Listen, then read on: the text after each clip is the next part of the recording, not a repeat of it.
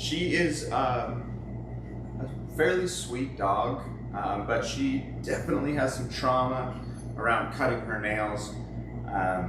She does not like them being done, but what we found is that if I dremel her nails exclusively, then she does pretty dang good for it.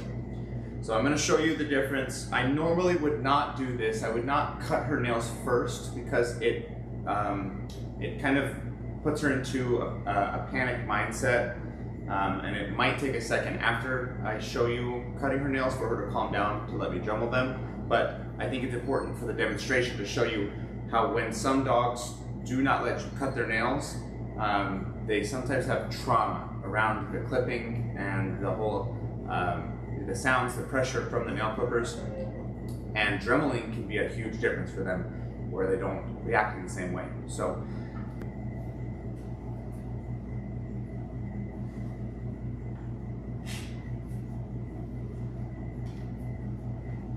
I can't remember how big her nails are. I need my medium ones will do. I'm going to stand her up. Now, Finley reacts quite aggressively to nail trimming, so I'm going to try to keep myself safe in the sense that, let's stand her up first. I'm going to pull her foot away from her mouth. Make sure that she is not in a position to bite me. Make sure that she is not in a position to bite me.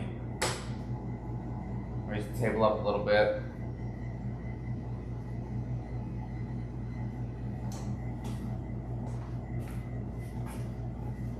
Sorry, big girl.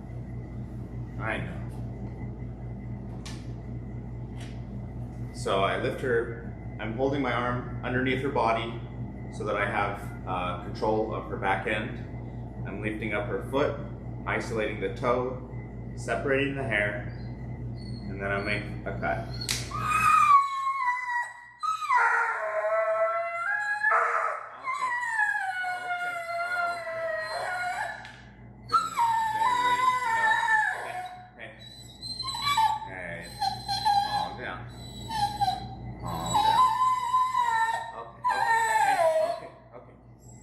So that is what would happen the entire time, and she escalates. She pulls her legs more, she threatens to bite, and it gets pretty bad.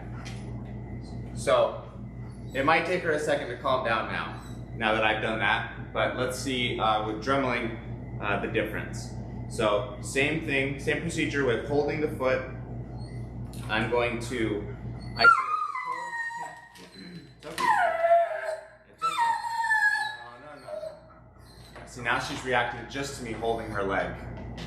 It's okay. We're just gonna dremel this time. Just gonna dremel. You remember this? This one's not so bad.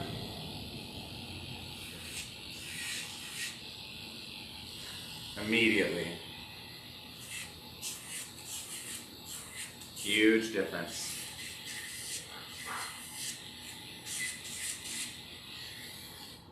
So, you can see in that example, pure, simple, she does not like her nails being cut. My best guess is that she has trauma around it.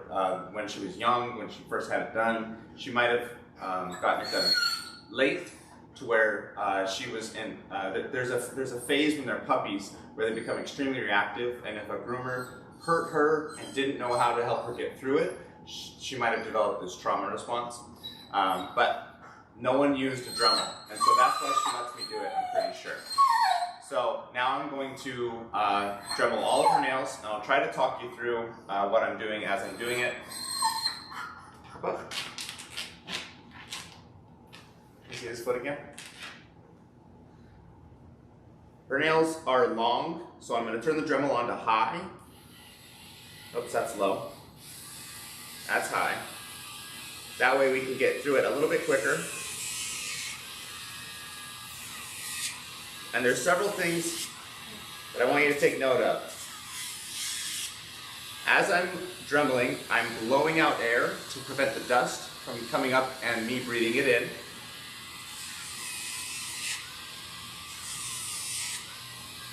Second thing that I'm doing is I'm bracing. I've got her foot held so that her toe is isolated. I'm bracing on my own finger.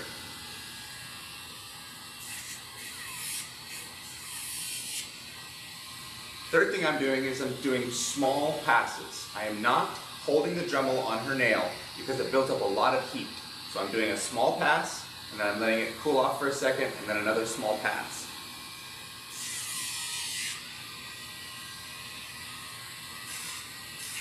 Hang on.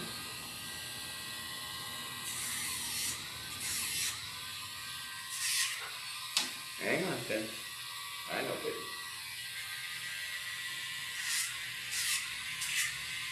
And now I'm starting to get close to the blood supply, so what I'm looking for is a small dark circle to appear in the center of her nail right here. Hang on, Finn. Hang on, baby.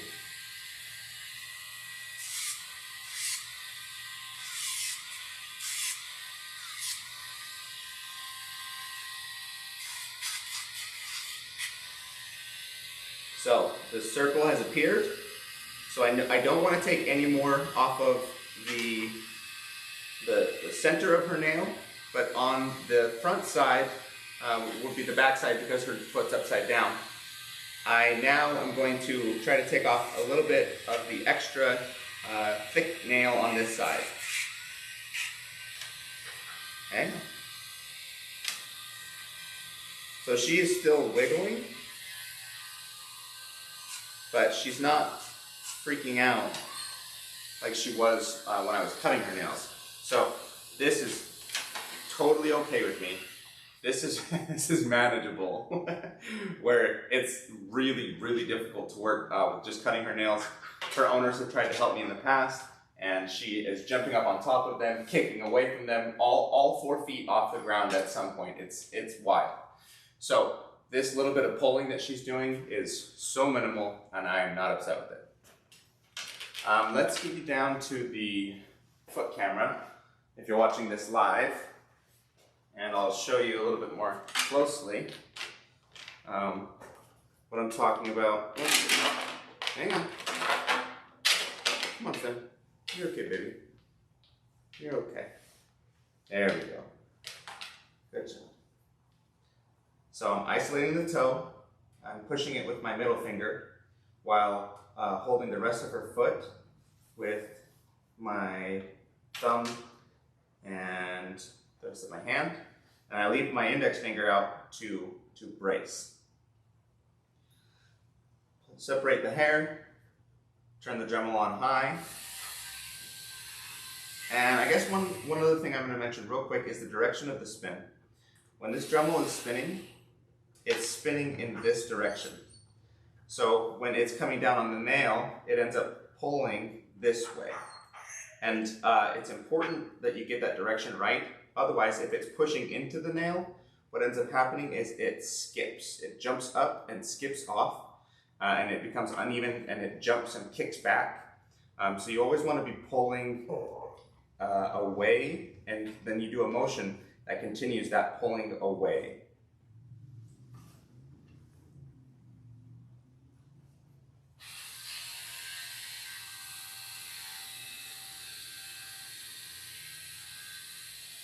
Get his hair out of the way. Got a lot of hair.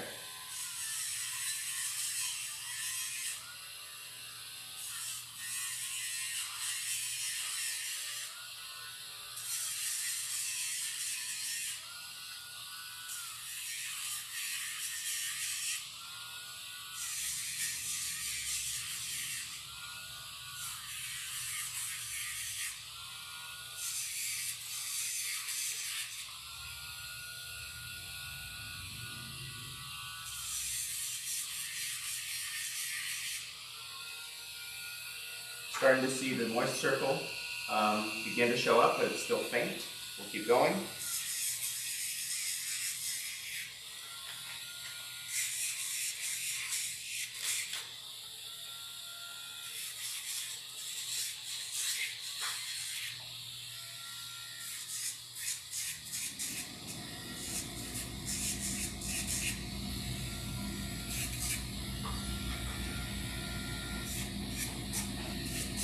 Okay, now that looks good. We've got a dark circle right in the center. We could maybe get a little bit more, but I don't want to make her bleed, so we'll leave it at that. And this is a complete nail. Let's see.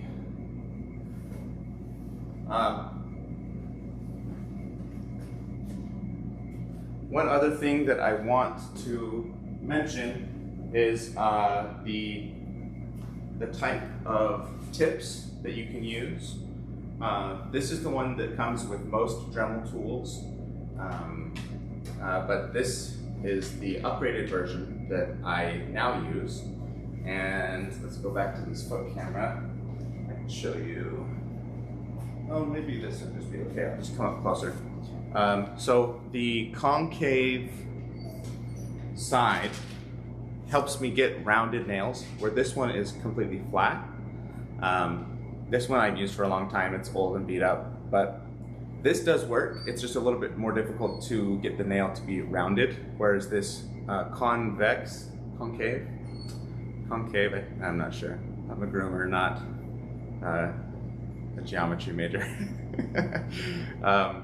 This helps me get a rounded edge around that nail because it is naturally rounded, so the shape that it leaves or removes is going to be more rounded. The tool that I use is this Dremel 7300. It's got a high and a low setting. The low setting is quieter for most dogs where you're just taking off a little bit of nails. The low is nice, and if they're a little scared of the sound, the low is also nice for that factor. But when you're doing jobs like this, where you're taking off a lot of nail, that high is very nice. You just have to be careful of not holding it on too long. I like to think of like usually about 3 seconds on and then about 3 seconds off is enough to allow it to cool. If you just hold it on there, it will build up a ton of heat, and then you'll end up burning the dogs quick on the inside. So it's a really weird injury that you're causing if you're just holding it on there.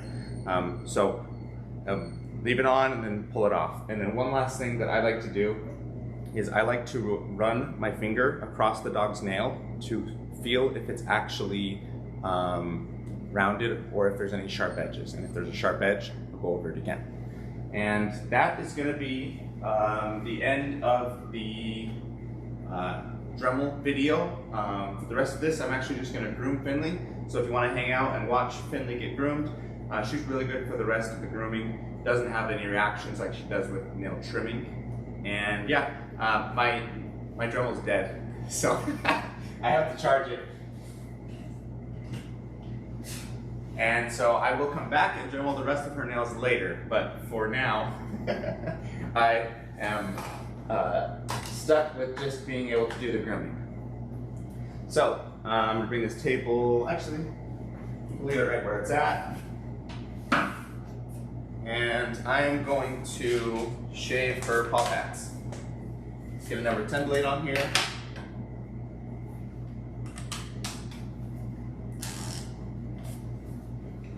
Let's jump to the foot. Maybe you guys can see it if you're watching live.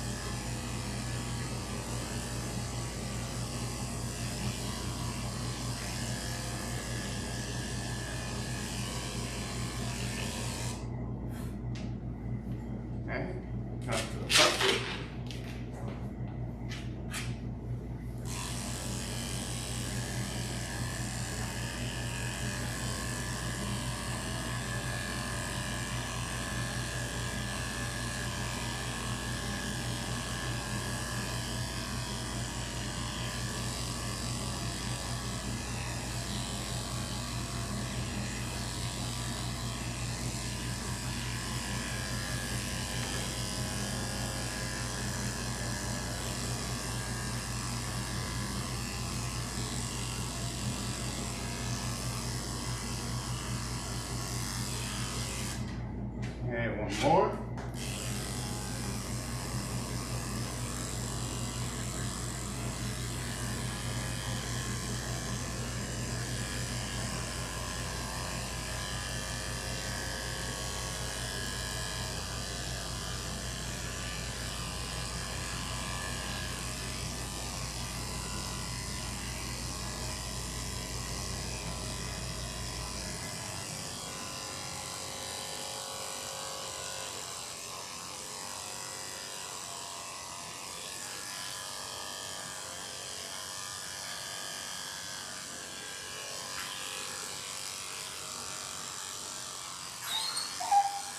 Hang on.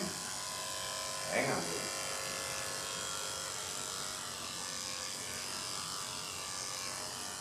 Good girl.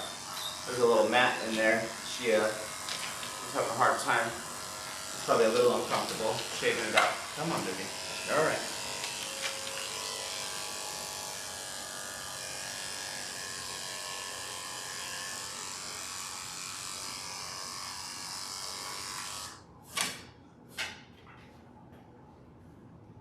Okay, next we're gonna shave her cemetery. And let's just jump back to this camera.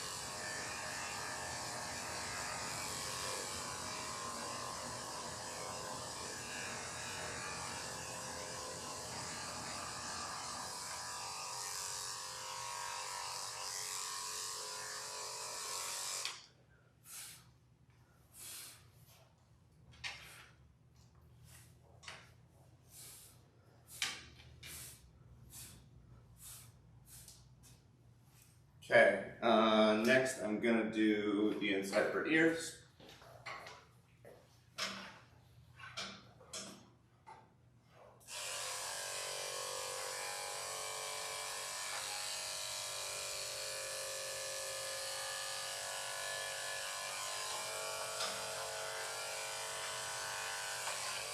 Taking note of the ear flap right here.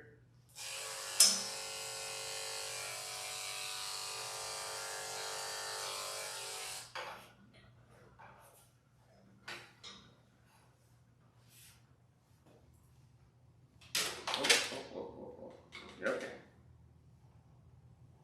I was trying to get her to turn her head, and it made her a little uncomfortable. She started trying to drop down, lay down.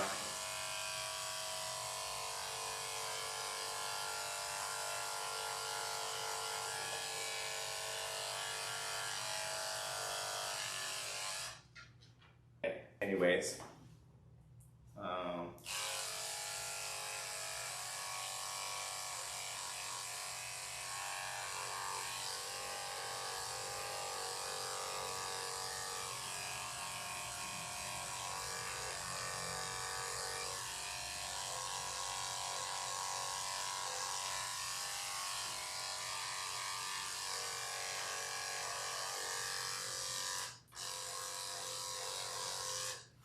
okay, and this blade is now dirty, so I'm going to place it back in a distinct way so that I know not to use it again on a different dog before it gets clean. And now, I guess I'll rough in her head. We're doing a 1-inch clip-on her head, and she's gonna get a teddy bear face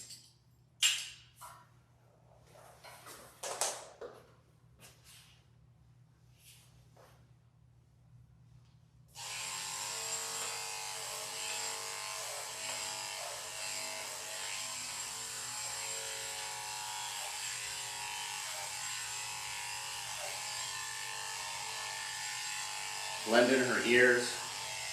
Try not to accidentally take that length off with the clipper.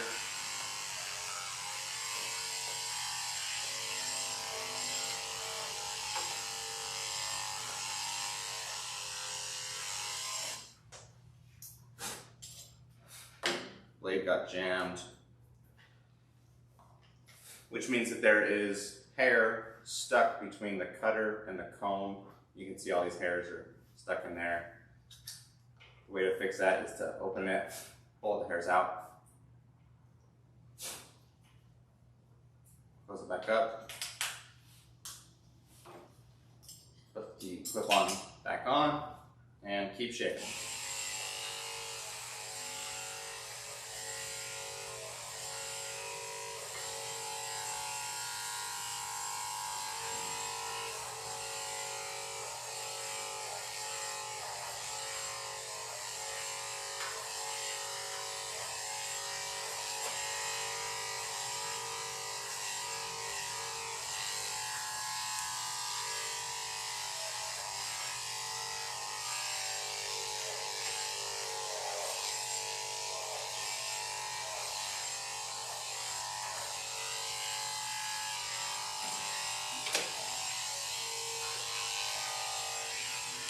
Oh, you're okay.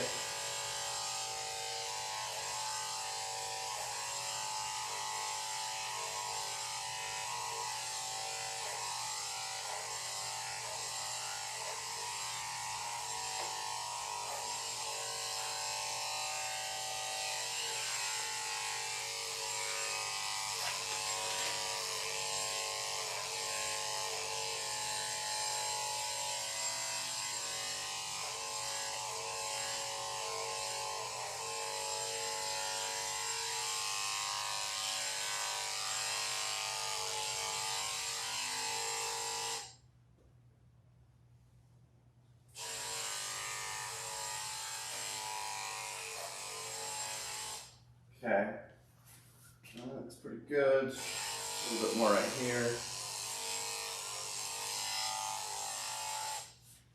All right.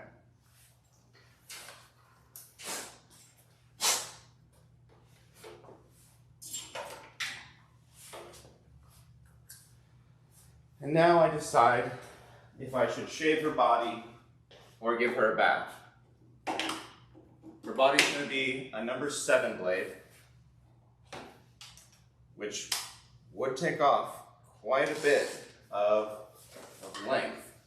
And if there's less length on her body, it's less to wash and to dry. And it would be about this much that would come off. There's a lot of fur. I think it's going to be worth it to not have to wash and dry it. It will take me extra time, but I think it'll be worth it.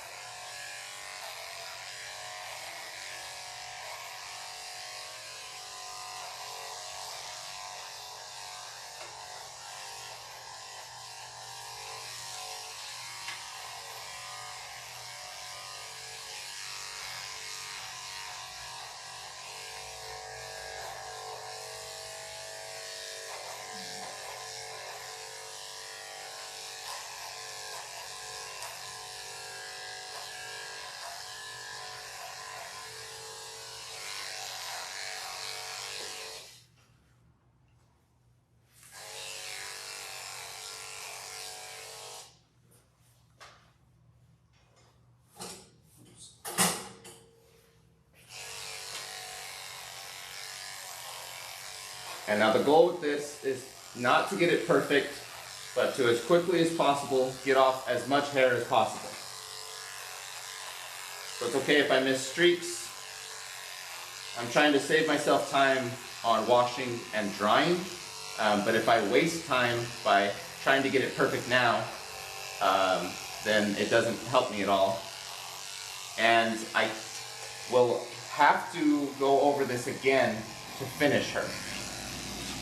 You can't finish a dog's back and legs before the bath because the hair all fluffs up, and you have to go over it again to get it smooth, unless you just don't care about doing a good job. In which case, you could finish it right now, but then it's not gonna look very good.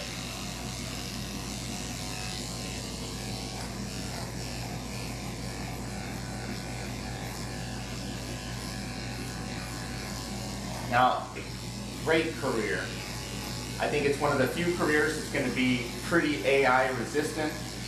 I don't believe that robotics and AI is going to be advanced enough anytime soon to be able to replace this career. And if you like setting your own schedule, working with who you want to work with, not working with who you don't want to work with, then owning your own business and grooming for yourself is a wonderful, wonderful career.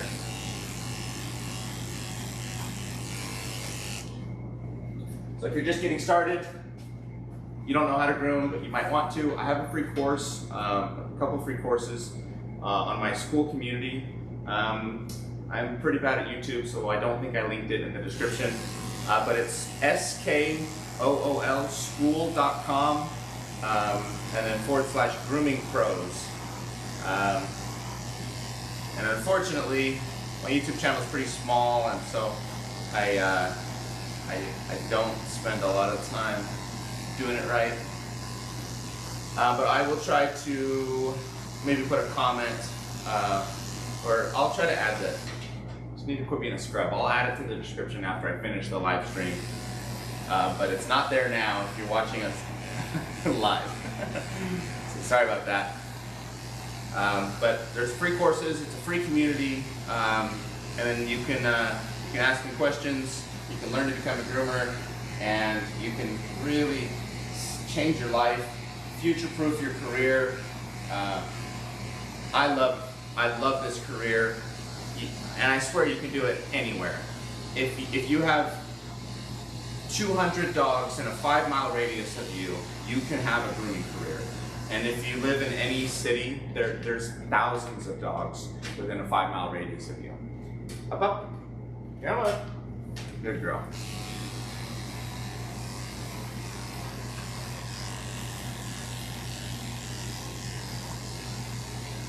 But if you hate dogs, don't become a dog groomer. If you can't stand picking up poop and pee, don't become a dog groomer. If you get really frustrated and you can't control your anger, don't become a dog groomer. But if you love dogs, if you're pretty patient, if you're willing to take the time to learn and improve your skills, man, this is such a great job to have. And if you have a little bit of entrepreneurial spirit, grooming for yourself, you can do it out of your own house. You can have a small shop like what I have here. And it's very easy to make $100,000 a year if you're doing it for yourself.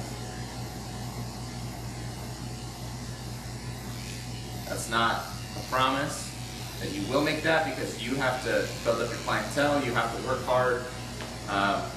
But I make over that, and I work about 35 hours a week.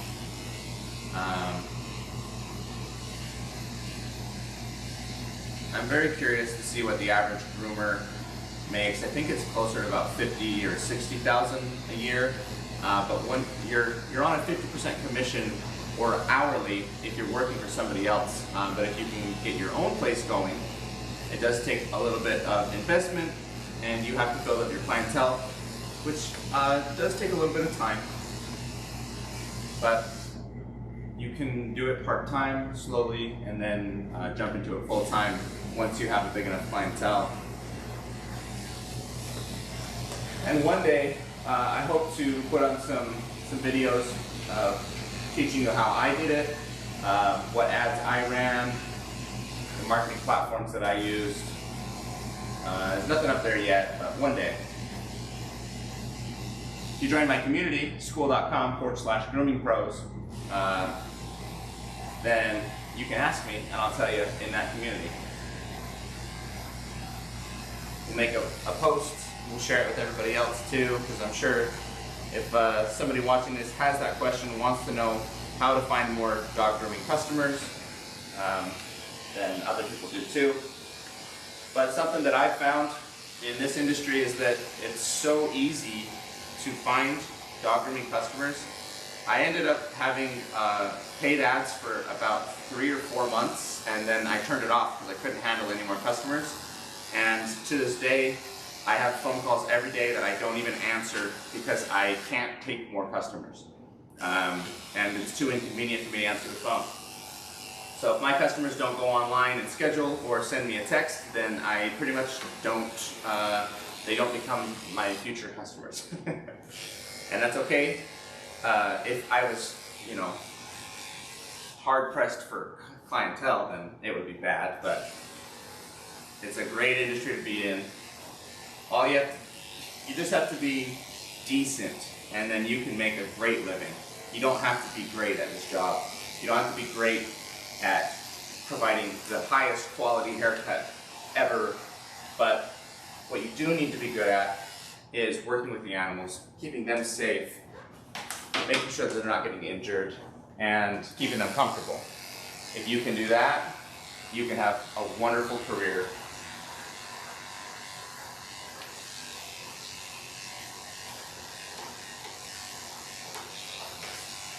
Yeah, I really love dog grooming, but it is not for everybody. You'll find situations like with this girl, cutting her nails. The first time I did it was really, really hard. She was trying to bite me, she's screaming, she's scrambling, trying to get off the table. But I eventually found a technique that works for her, and I dremel her nails exclusively. And now she does really good for it. And she's really good for the rest of the process. It was just that one thing, and she's probably been kicked out of shops for that one thing. But once you overcome the obstacles, you help the dog understand that they're safe, they don't need to panic, they're not going to get hurt, then they settle into it, they do really good.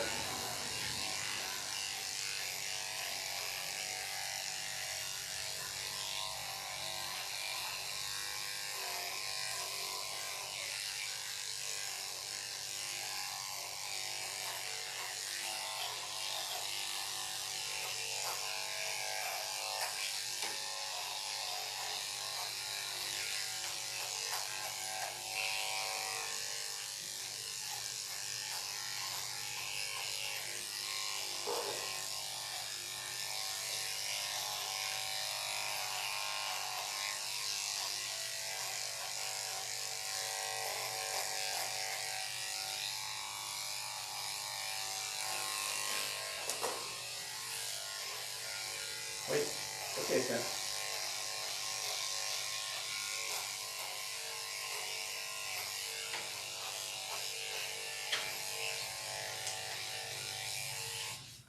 Okay.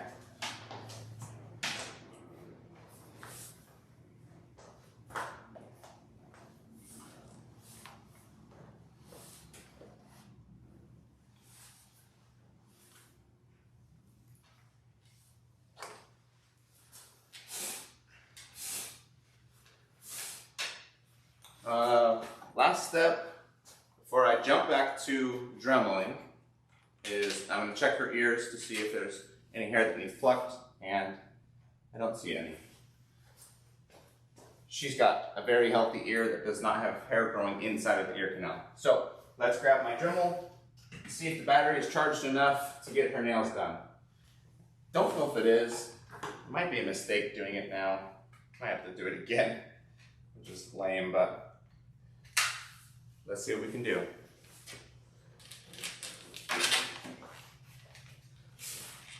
Let's put you back on the foot camera.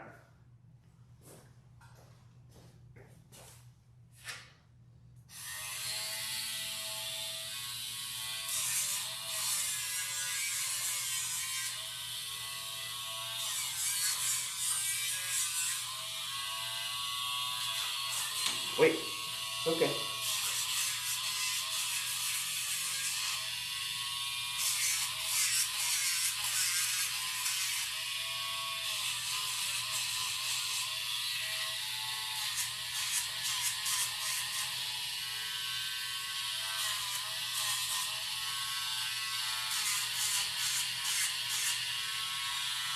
Wait.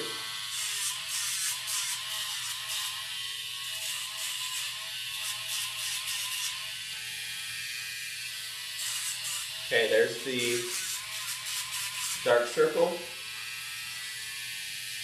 in the center start to show up.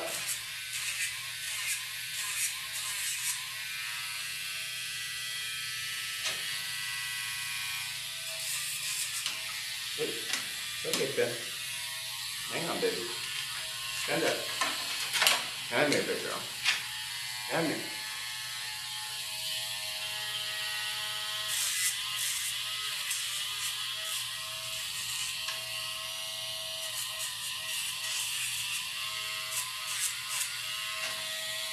Okay, that one's all done.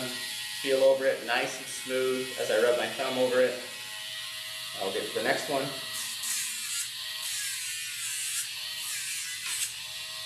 Wait, wait, stay, stay. Come on, baby. Come on. Yep.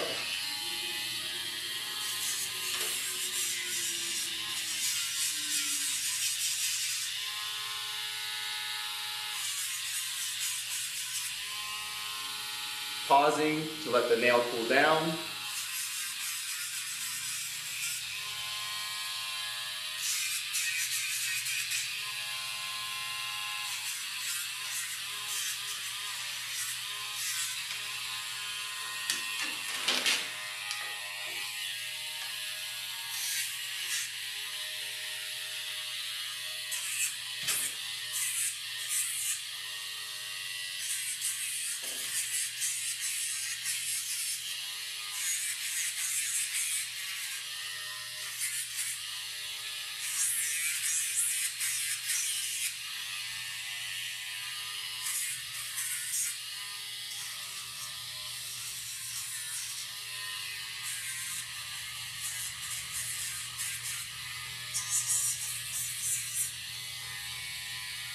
Okay, dew claw.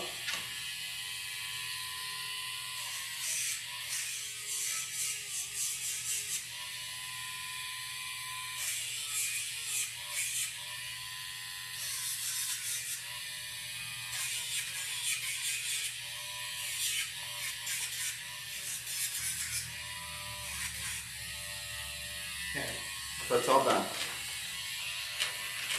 Now we'll do this back foot. Try to scoot it forward. Come on, Finn. Come on, baby. Stand up. Right there. Stay. Good girl. No, stay there. Come on. She's reacting to me touching her. I guess you guys can't see that. But when I'm touching her side, she's leaning into it. And this is a normal thing. Dogs will lean into the pressure. So if I want to move her, I need to lift her up and then move her. And then she can't lean into the downward pressure because that's just standing up firm and tall. Now that she's in a good spot, I'll switch it back to the foot camera and try to show you these nails.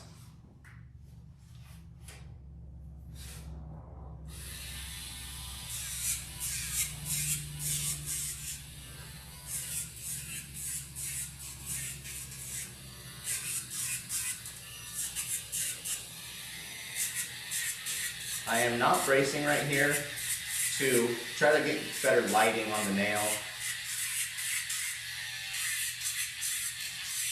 When I brace, my hand blocks the light. So I'm trying to give you guys good light.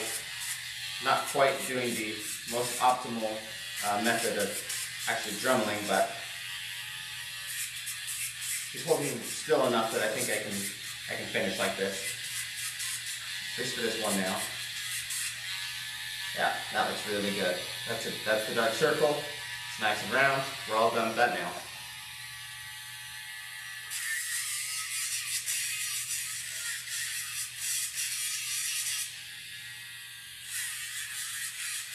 And the dremel's dying again.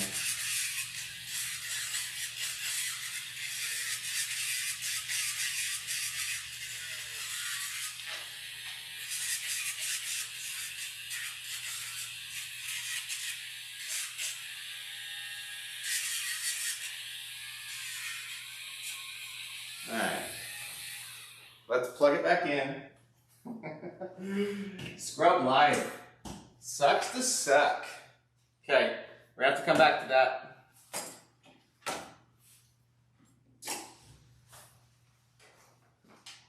So now I'm gonna run him back. We're gonna give her a bath, dry her, and then we'll come back, we'll finish her haircut, and I'll also have that battery charged enough to finish dremeling her nails.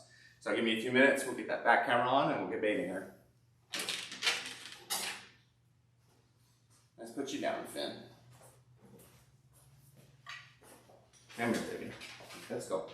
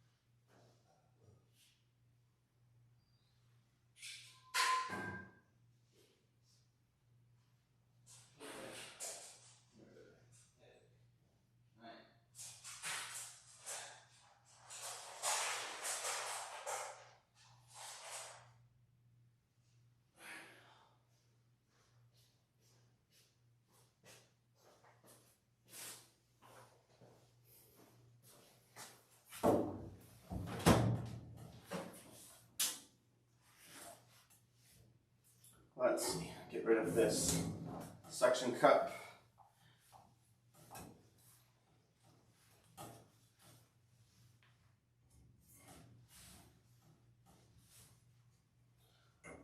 Use a slip knot. Let's make sure we have audio.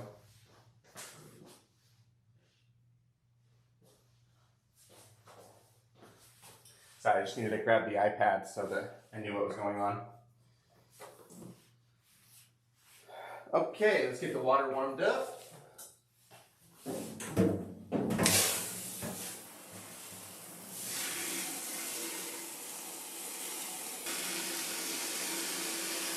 little baby. She would rather not get a bath.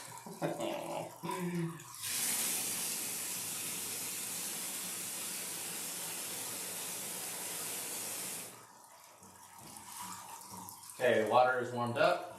Go ahead and turn on the bathing system. It pre-mixes the shampoo for me, so I don't have to do anything but turn this on full blast, and then we can wash our body.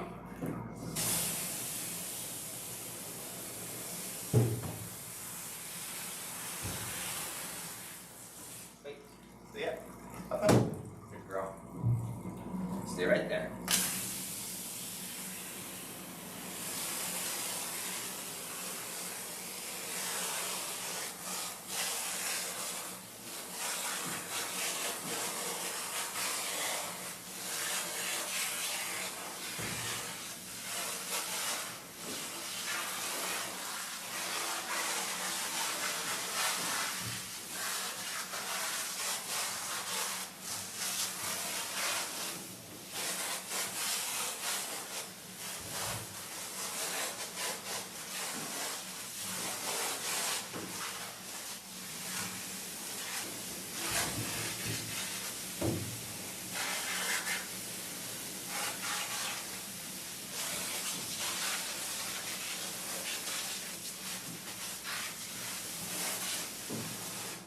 Okay, body is all washed.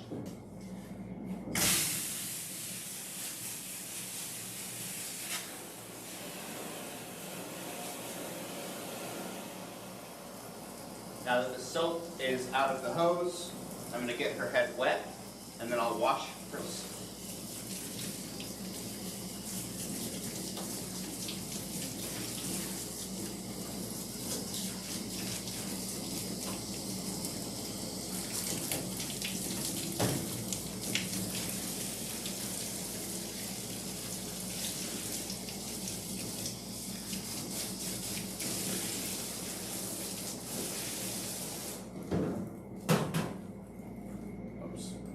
trying to get these hairs that are under the ear wet without getting any water in the ear canal.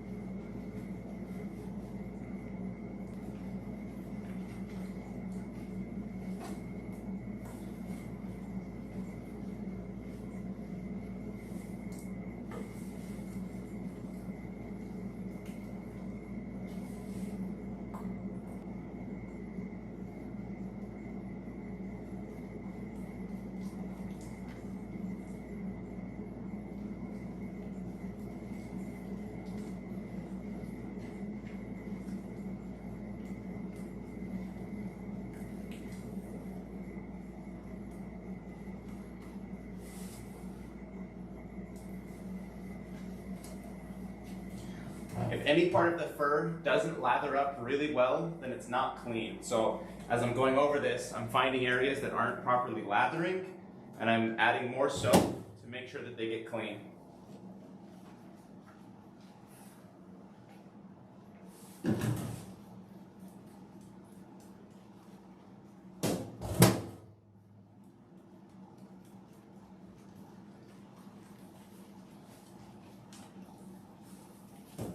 Okay, let's rinse her off.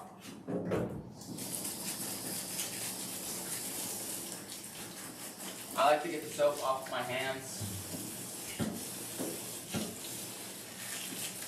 I don't know why, because I'm getting soap on my hand right here, but.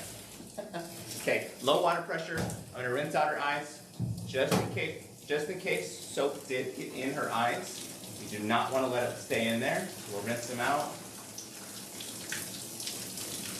Get all around her mouth. Try to prevent her from licking any of the soap in.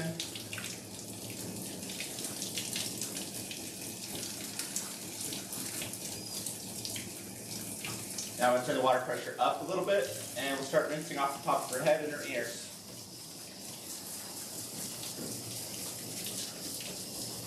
Pinning this ear down so that the water can't run inside of it, get in the ear canal. Do the same thing on this side.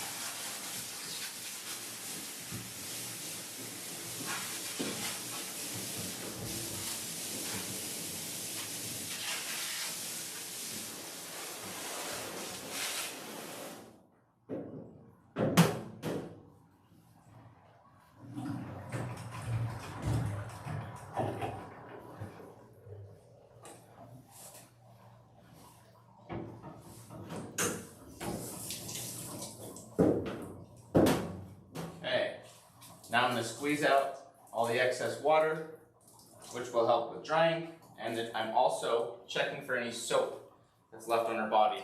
If I see any bubbles, if I feel anything slippery, I'll re-rinse that spot.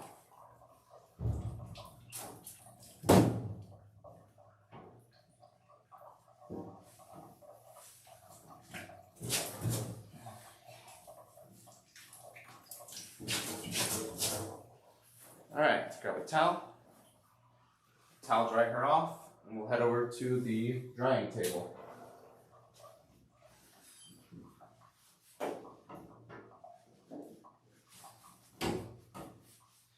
Actually, I'm not going to dry her off too much in the tub because there is some standing water in the bottom of the tub.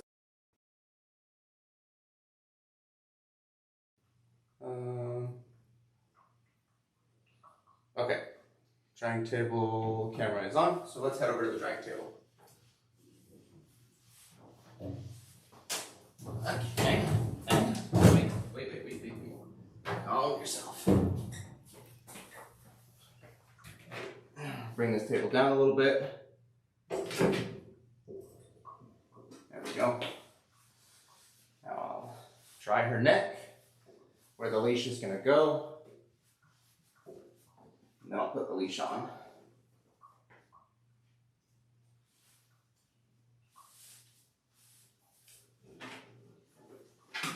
Okay. Get her face dry.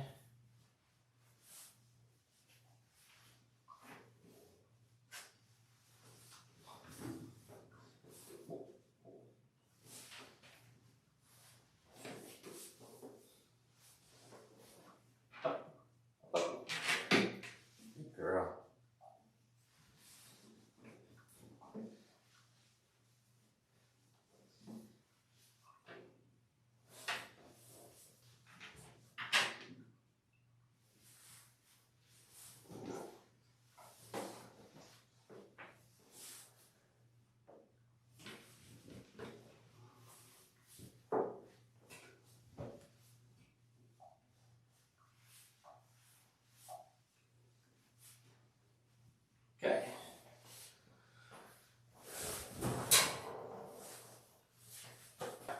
Blow dryers are very loud. Oh, what the heck.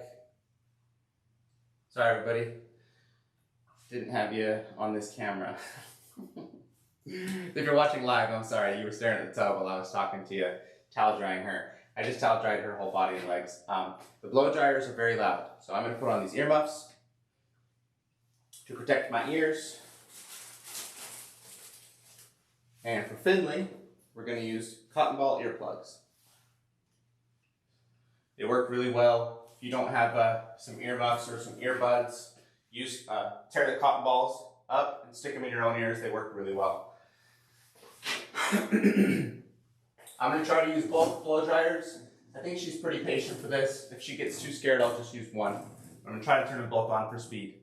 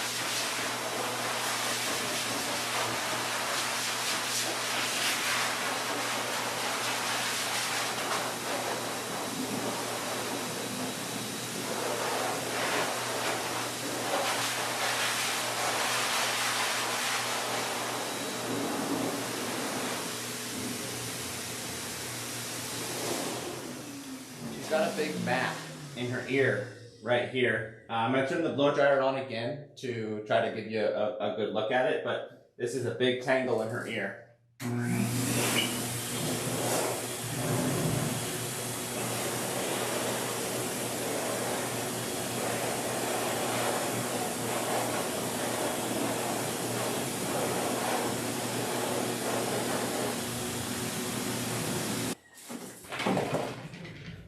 Okay, we are all done bathing and drying. I'm going to do one more. Should have done this before I took off my earmuffs.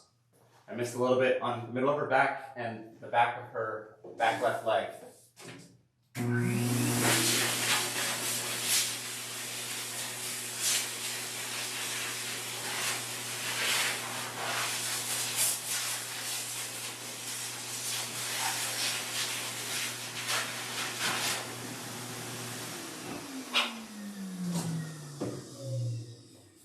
Okay, and with that, we're now all done. Let's go, Finley. Let's go finish your haircut. Come on.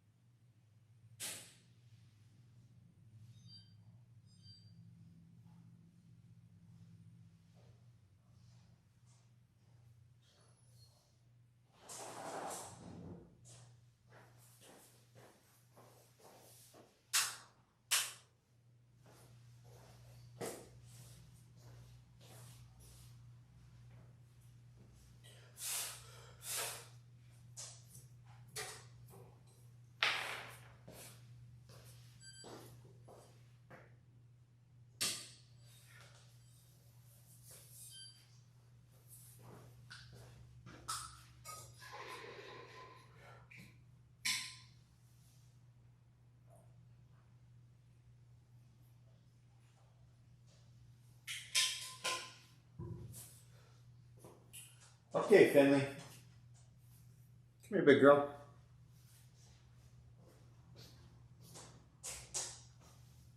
Come here, baby. Okay, hang on.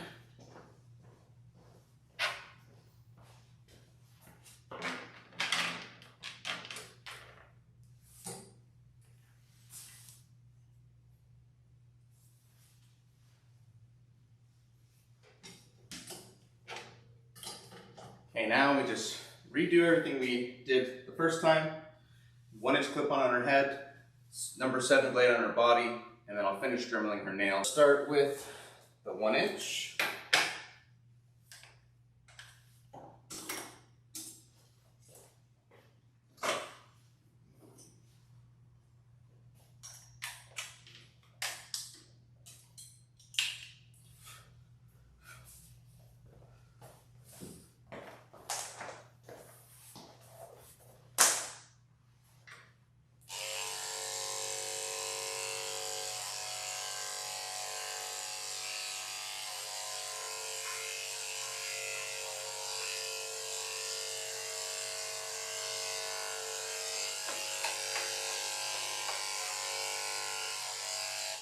This hole right here, her owners must have trimmed her.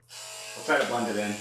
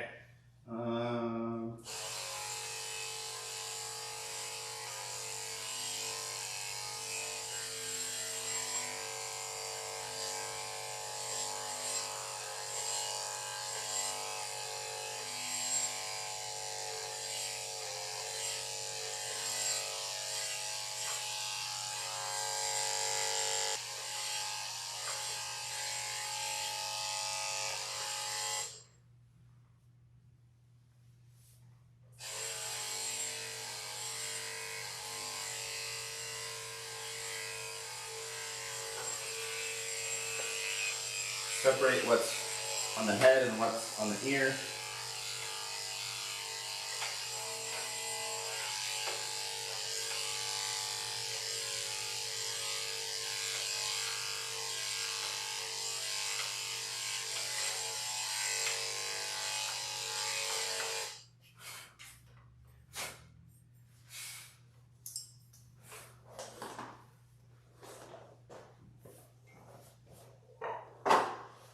Okay, head's all done. Let's put the number 7 blade back on and bring the table down a little bit. Actually, before I bring the table down, let's dremel her nails. One last time. Hopefully the dremel is now charged.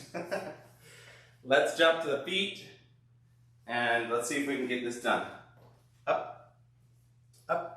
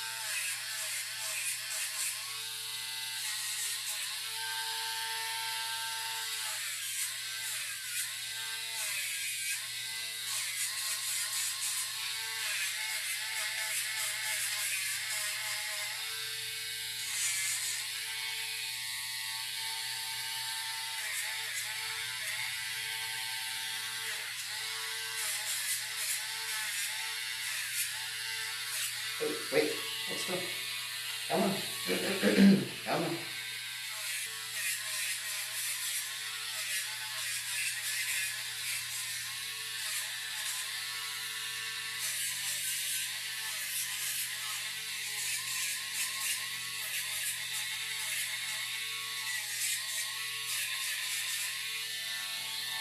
Okay, one more foot.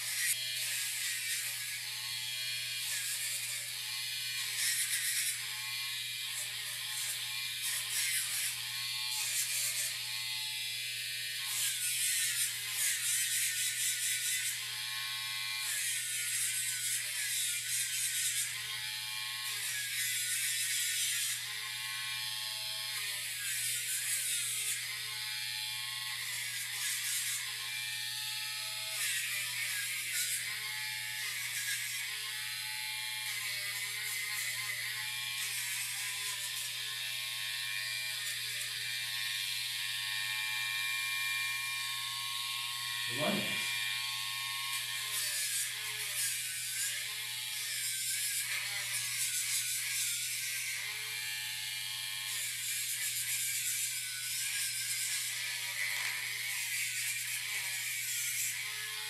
Oh man.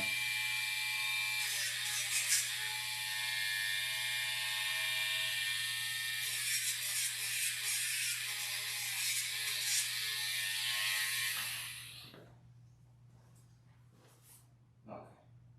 We have audio. That's good. Thought we didn't have audio. I was like, oh no. Oh, that foot's done. Last nail.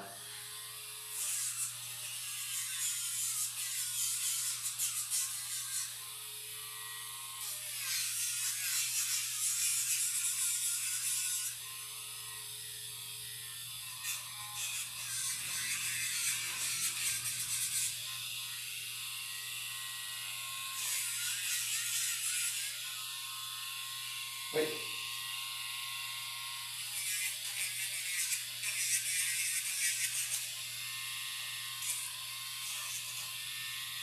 Okay. We're all done dremeling.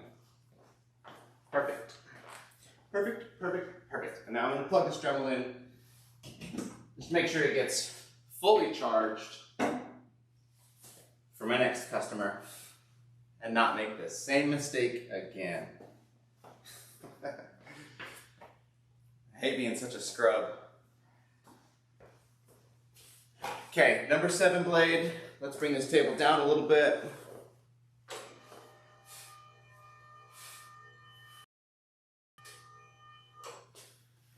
And get to shaving her body. Now, we did find that tangle at the back of this ear, and I found a little bit more when I was doing the clip-on.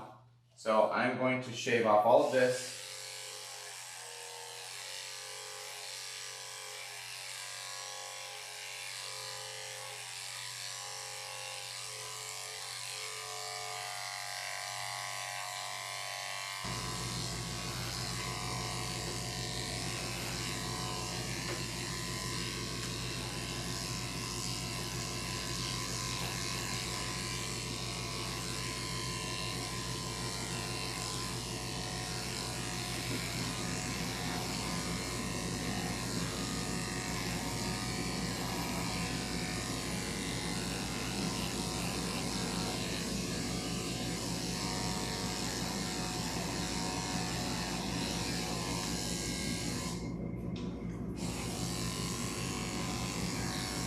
Wait.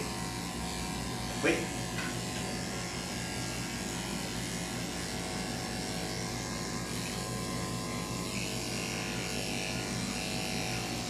Wait. Wait.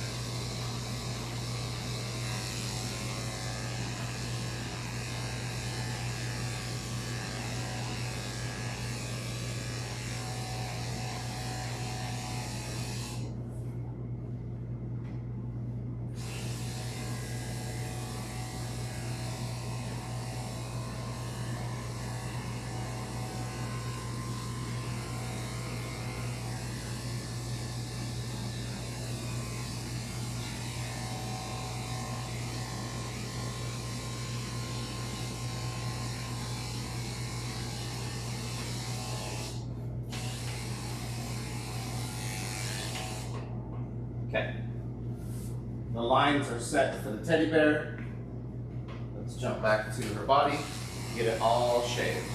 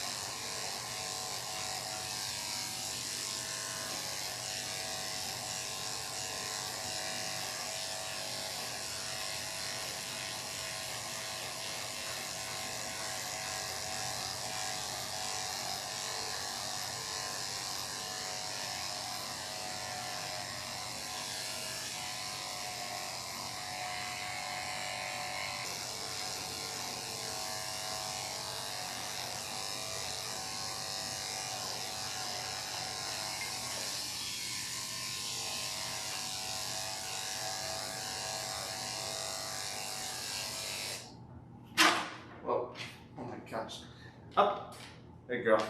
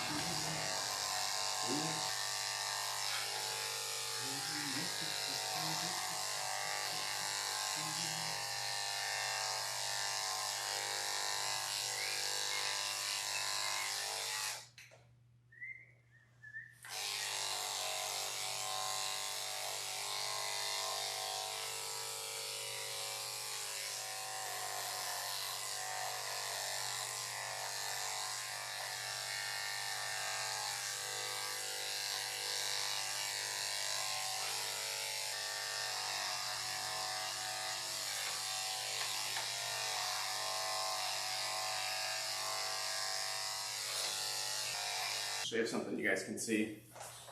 Get all this done first.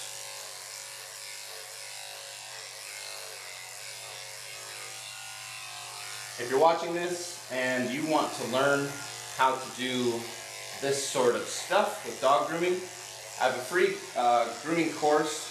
It's on a free community as well. So if you want to ask me questions, show me some pictures of what you've done, get my opinion on what could have been done better, that sort of thing, as well as watch my free courses. You can check it out, not right now if you're watching live, because description for the school.com community, or you can probably just search for it, school.com/groomingpros, and you should be able to find it there. Community is really new. It's in a beta phase, I guess. The course isn't quite completed, but there's a lot that's done already. You can go check that out, and the more the time goes by, the more that I'll get done. My goal is to provide a ton of free value, and eventually one day I'm hoping that I'll be able to help a lot of people become dog groomers, and then show you guys how to actually open up your own businesses. That is my goal. Teach people to groom for free, get you to groom your first dog completely free. Maybe there will be paid courses later, but right now everything's free.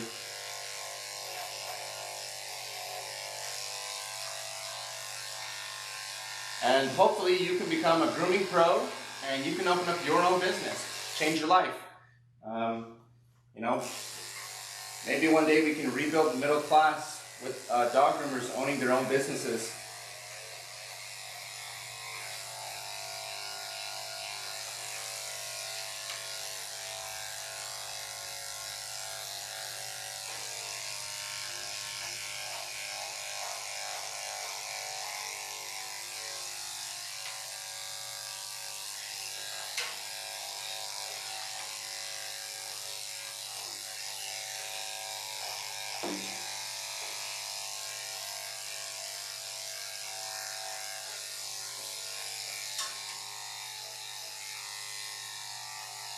And who doesn't love free stuff?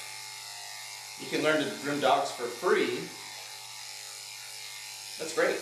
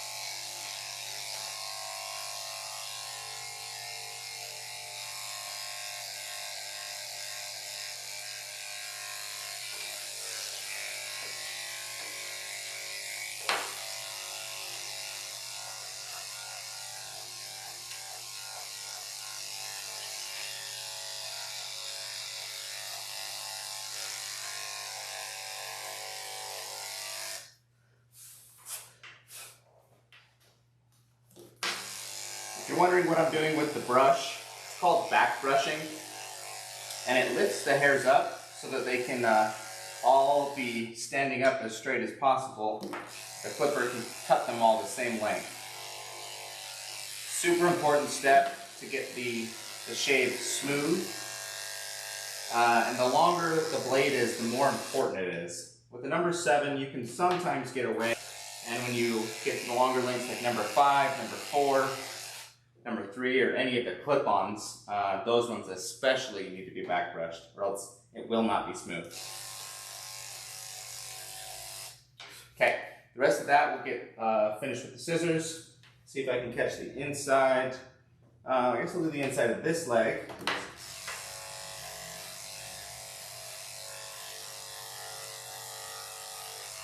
Since that's what you guys can see, try to show you everything that I do.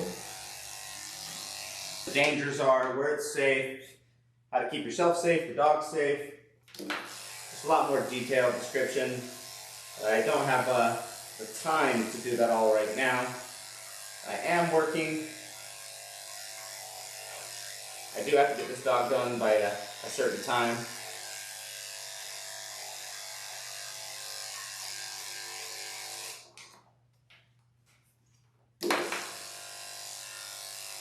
Because I have more dogs after this one. That's how you make money in dog grooming, is you do more than one dog a day.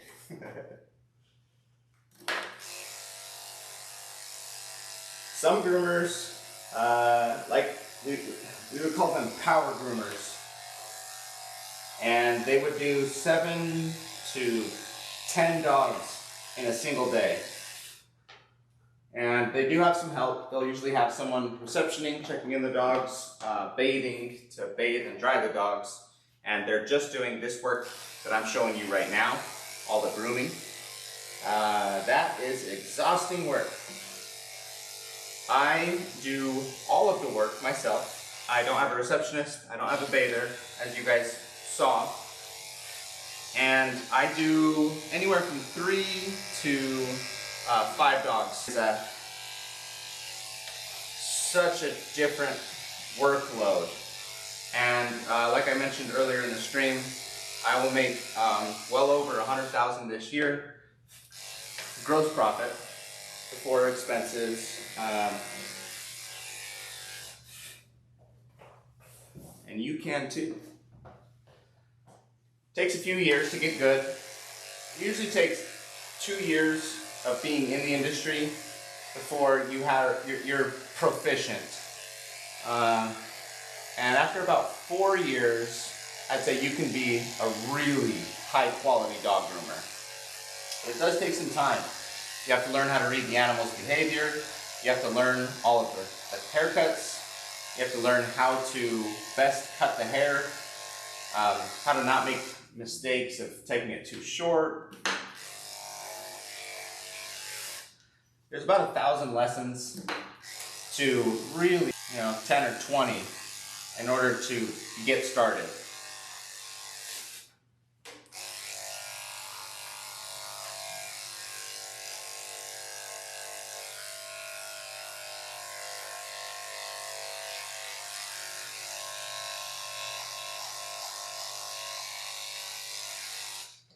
She's squirming for me a little bit, not wanting this leg to be shaved. Making it a tiny bit difficult. Come on, you get your nut. Stop. No. Let me shave it. You're okay.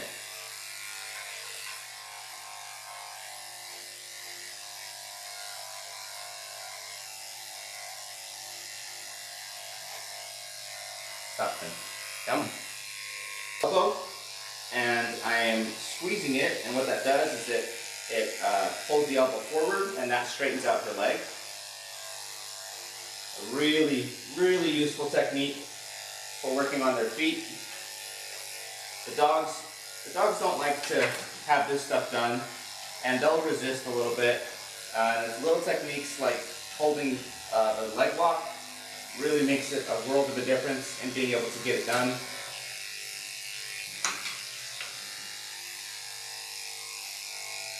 Okay. Temperature's still good. Come on, Finley. You're okay. Just relaxing a little bit.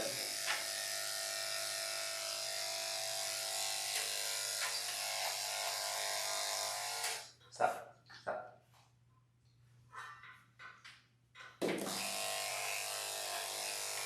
Come on.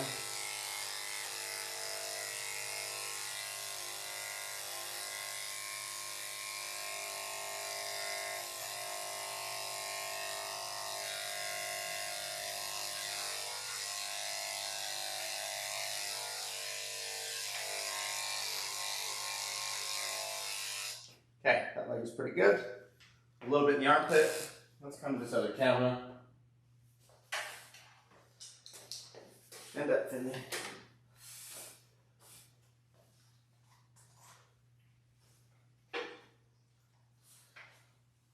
Get her to pick her head up so it's not blocking the shot. But it might still. She likes to hang her head down.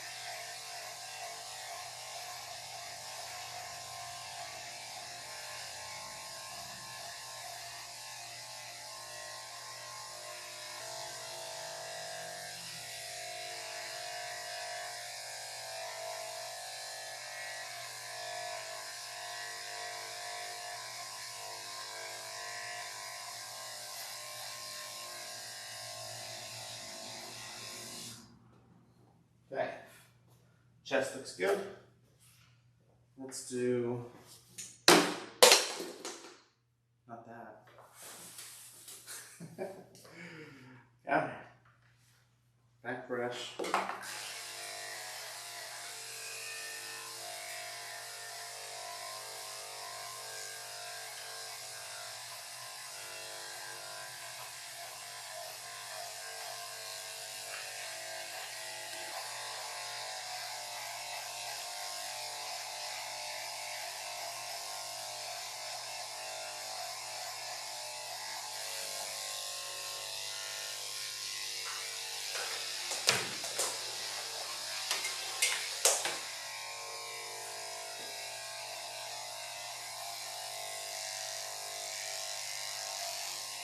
Station.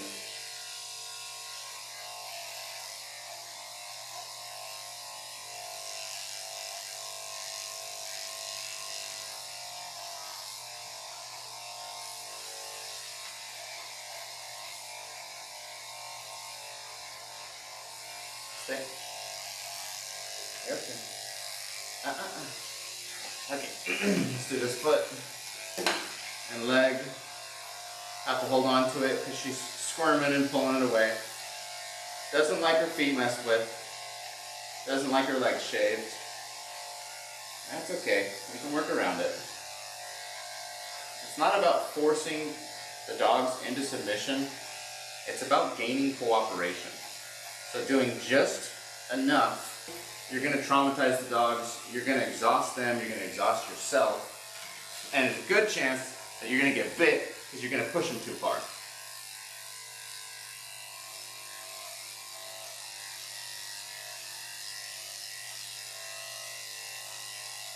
I am obviously putting myself in a position of dominance when I take control of her foot. She does not want that to happen. She does not want to be dominated. She doesn't like her feet to be touched. So in order for me to get it done, in order for me to safely be able to put her in a place of submission, I need to be selective with how much I dominate her. I do not want her to feel like she has no choice in the matter. But I do want her to know that I'm going to be very consistent and persistent in the way that I'm asking for her leg, for her foot. I don't want her to think and to know and increase, what's the word? Forgetting the word. But she'll increase the intensity in which she actually pulls her foot away if I allow her to pull her foot away when I'm trying to work on something. So it's important to be consistent and also to be calm. So I'm asking her to hold her leg out, and I'm very calmly going to do it. If I notice myself getting upset, my pressure on my grip is going to intensify, my tone is going to change, the amount of these things. And I'm probably going to be moving too fast, so that she's going to go into a full-blown panic mode. But if I, like right here for instance, she doesn't want me to back brush her foot, so I just keep doing it nice and slow. I pause.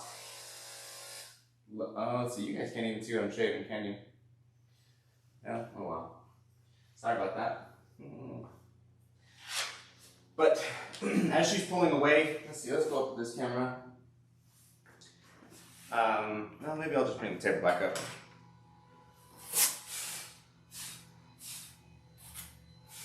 Pressure. I'm holding onto her foot. She doesn't want me to hold onto it, and me holding onto it is a correction. When I start to put the clipper on, that's adding more pressure. Now, if she was to escalate to the point to where I could not safely take the clipper over her foot, then I would do another correction. She's putting her face in the way, trying to get me to stop. Apply a pressure, that is a correction. Me lifting up her head, but it also puts her into a place of a confident position. So I'm building up her confidence while correcting her behavior in a calm manner. If I was to jerk her head up really fast, that's gonna be too intense of a correction, and it's likely gonna scare her, put her into a fight or flight mindset. We want to avoid that. Let's see if I can get underneath. Wait. And then as she is, and then she holds still. In that instance, it didn't quite work, but that's another way that you can lessen the intensity. Is just pause for a second. Just slow down, pause, and once the dog is holding still, then you can continue working. But you want to pause and wait until they calm back down. It's a constant thing of just preventing them from panicking as you're doing all of these things that they don't want you to do. Gaining their cooperation one step at a time, one procedure at a time, just holding on to her leg. I want her to get as comfortable as she can with me doing that. Now, I'm probably not going to be able to take away her desire of me, like her resistance to me holding her leg. I'm not going to be able to remove with the amount of corrections that I do, and I have to know that you can't change everything in one room. There's a lot of things that have been instilled in them their entire life, especially older dogs. If there's something that they don't like, they've been being groomed their whole life, and they have not been liking it their whole life. It's going to take more than one groom to change that. And you have to create a positive association with it. You have to get them to know that they're not going to be hurt, that it's not going to be uncomfortable. Do the most that I can in correcting the behavior while being very low intensity. And I do it just enough to where I can get the job done. I'm not a dog trainer. My goal of doing this is not to fix the behavior, and so I'm not going to just focus on that one thing. I have to get the dog groomed. So I'm gonna do enough to get my job done. And with regular grooming, every time you get through it, husky mix that hated his nails being cut. He freaked out, he would scream, cry, turn his head around, snap a little bit. He wasn't trying to bite me, but he was panicking. He was traumatized by the act of getting his nails trimmed. I tried to create a similar video to this one, at least the beginning of this video, with the nail dremeling. And I tried to show him at the very beginning cutting his nails to show the panic like Finley did, and he didn't care. He had completely overcome his fear of nail trimming because we'd done it for years, dog, before he overcame that trauma. So it can happen, but it takes a while. Be patient with yourself, be patient with the dog, get them to cooperate just enough to be able to get the job done, and then reward them by no longer creating that pressure of holding onto their leg if they were doing good. And those little moments of rewarding them when they're doing what you want, getting the job done, and then releasing the pressure, that will build up a level of trust and confidence between you and the dog. If you do the dog regularly enough, you can help change those behaviors. Okay, so I am shaving on the belly. I'm just finding all the spots that are still a little long, doing some final touch work on the body over here. I know you guys can't see any of it, but you can probably see the hair falling, and it's not a lot. I'm doing small things just to make the coat look even. Coming down the leg. It's important to back brush the legs especially.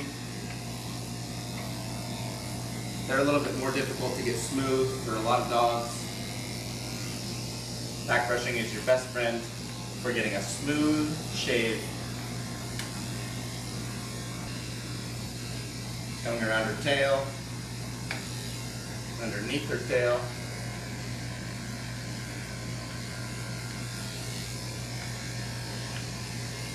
Got a few mats back here,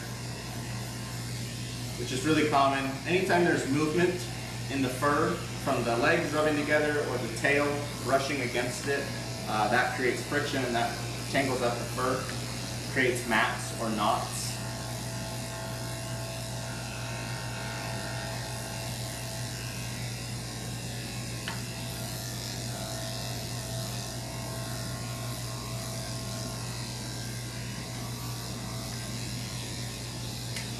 Got to be a little careful around this part of the leg. Skin gets a little thin, and the dogs have the ability to pull their foot up very quickly, and you can dig the clipper in right there if you want to avoid that. You avoid that by shaving on the top, hold on to it really good like this, but really try to avoid shaving on the top like that.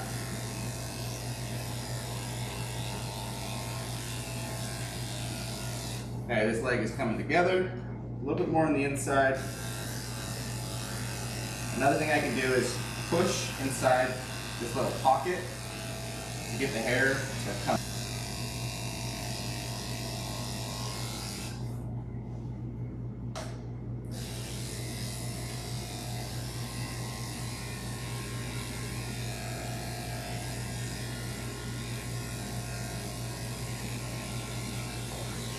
Stick.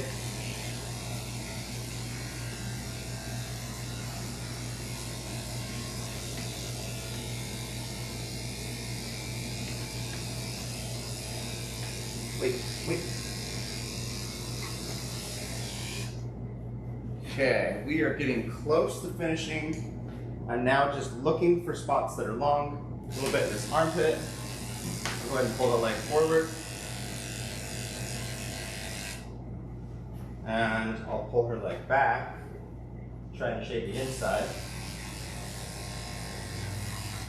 Okay, that looks good. Looks like there's a little bit here. I'm actually gonna need to come underneath with this leg. Oh yeah, missed quite a bit this side.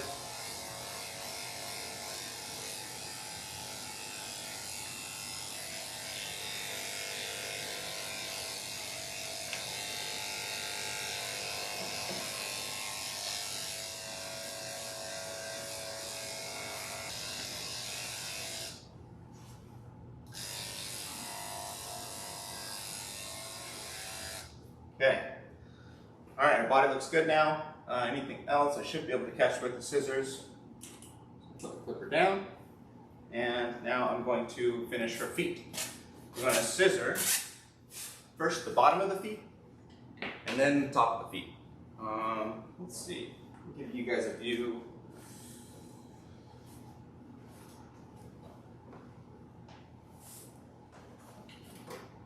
Forward.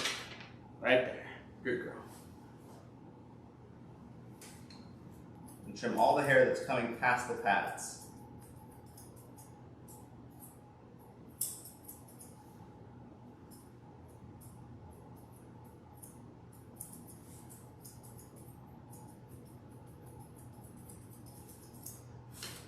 I'll do that with all 4 feet. And then I'll move this camera up to the front and I'll show you how to trim the top of the feet.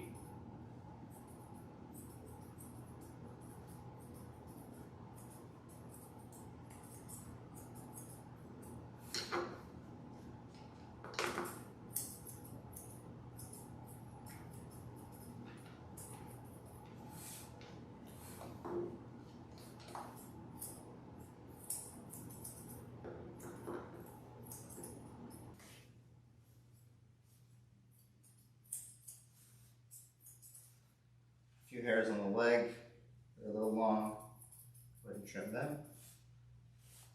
Same thing on this leg, and brush it.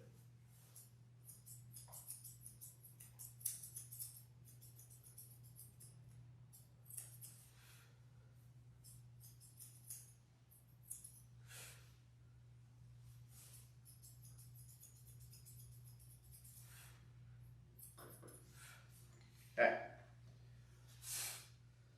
Now I'm just going to go.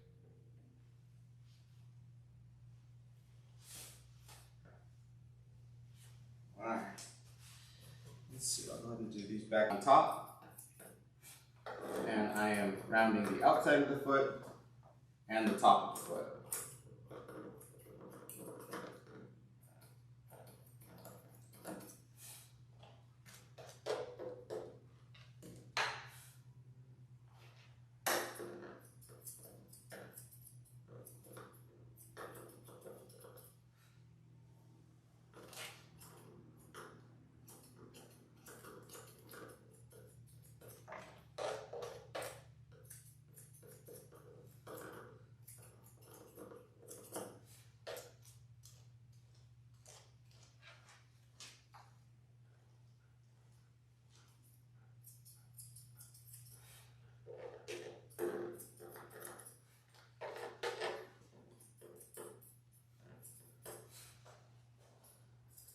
Sorry if you can't see this very well.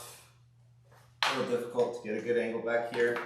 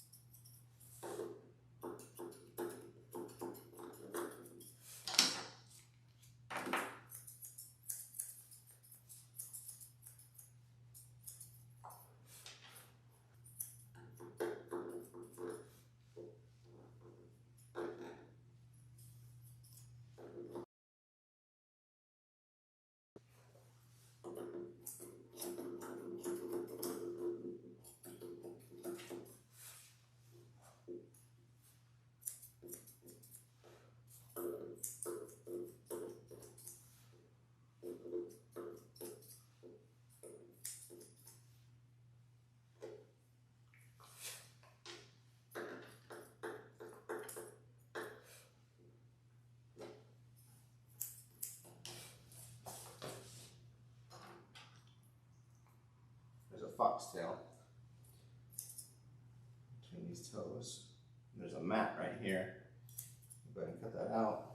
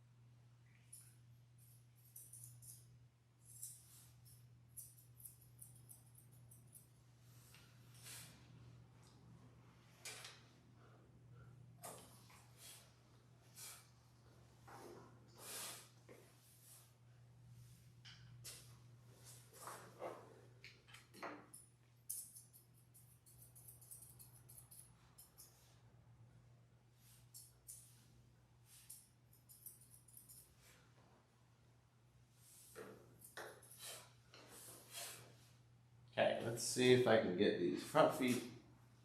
There you can see them. I'm just going to camber down a little bit more.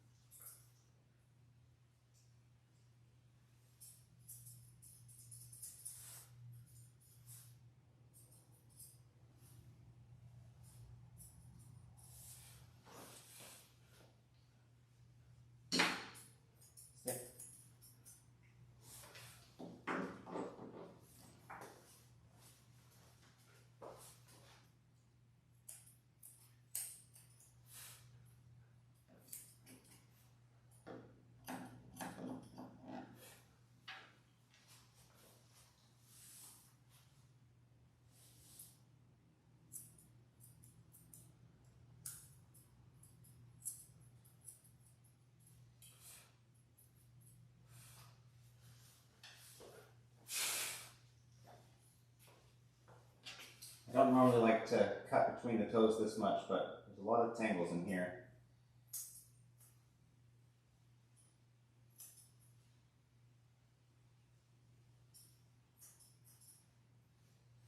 What happens when you cut between the toes is you get a really distinct separation.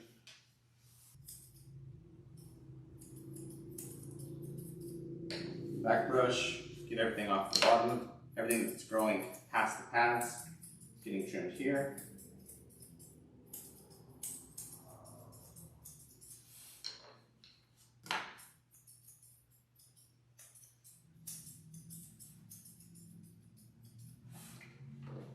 Now I'll back brush everything on top.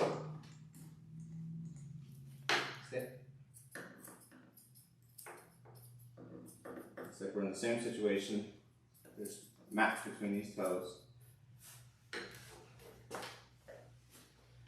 Oh, yeah, okay. Hey.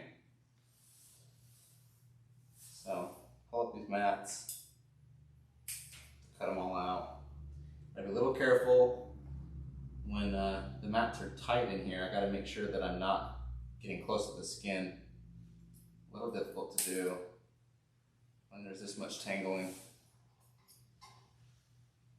Gosh, I should probably shave this to be safe.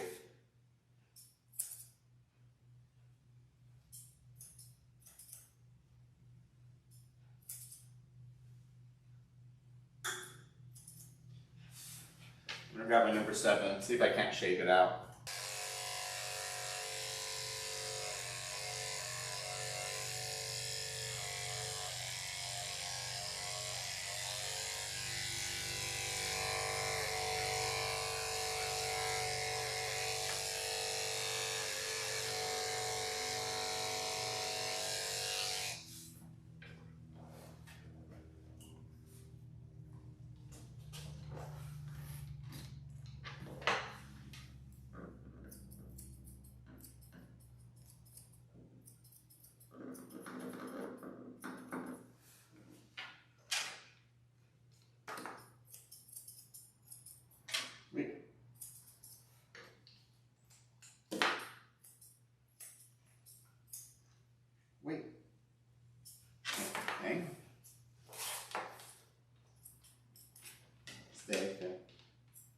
okay, baby girl.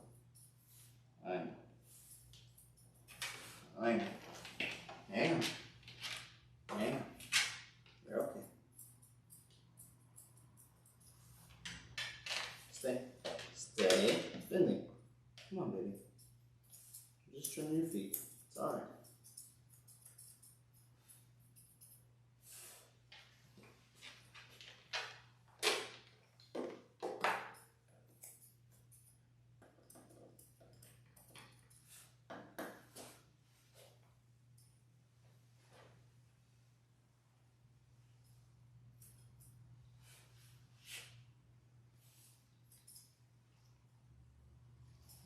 Okay.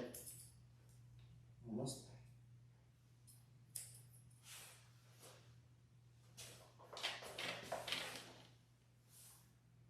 Hey, don't nibble on me.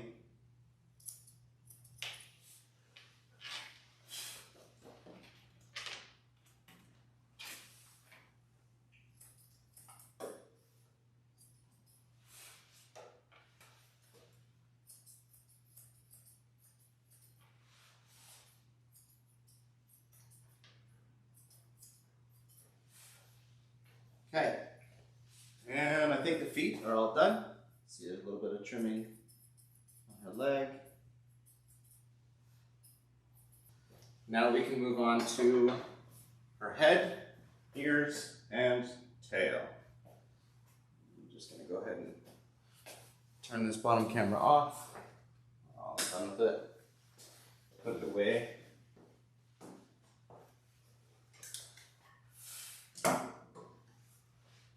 All right, let's bring the table down. I'm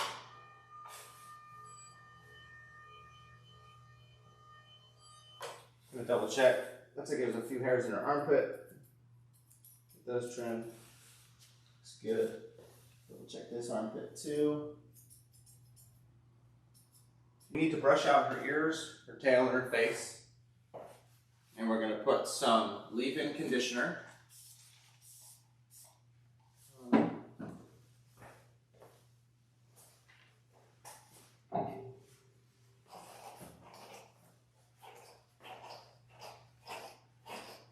She has just a couple tangles in here, not too many.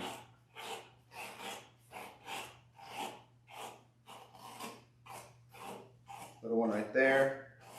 Looks like it's all gone. There's a big one down here. I'm actually gonna get my mat rake. This helps to cut the mats in half or into smaller pieces, separate it, get it out of there.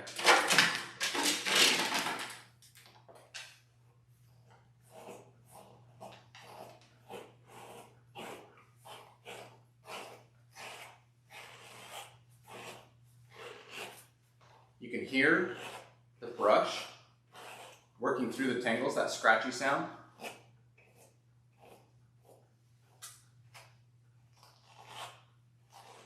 Another one right here.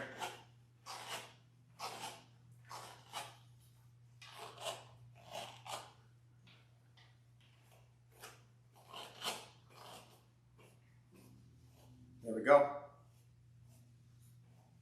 You hear the difference?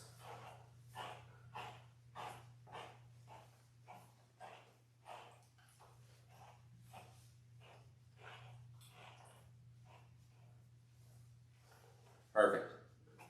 Tail's all brushed out. Any of the conditioner in her eyes. And let's brush out her ears.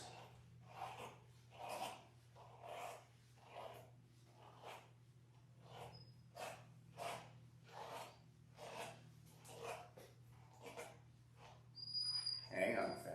I know. I know.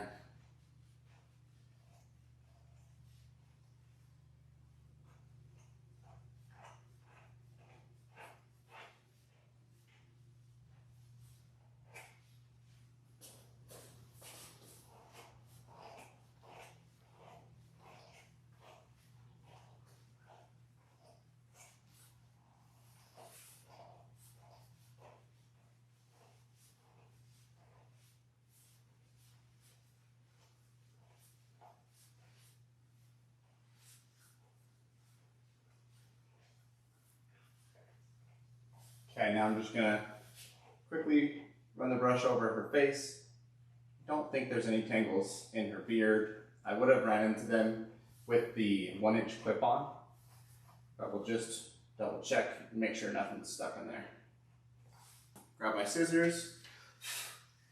We took a ton of length off of her tail, or off of her body, and we're gonna match her tail. I'm gonna try to take as much off of her tail as I did off of her body, and there's a couple short spots. I'm guessing she had tangles that her owner worked out, or maybe she chewed on her tail and made it a little bit shorter, but we're gonna take quite a bit of length off of her tail.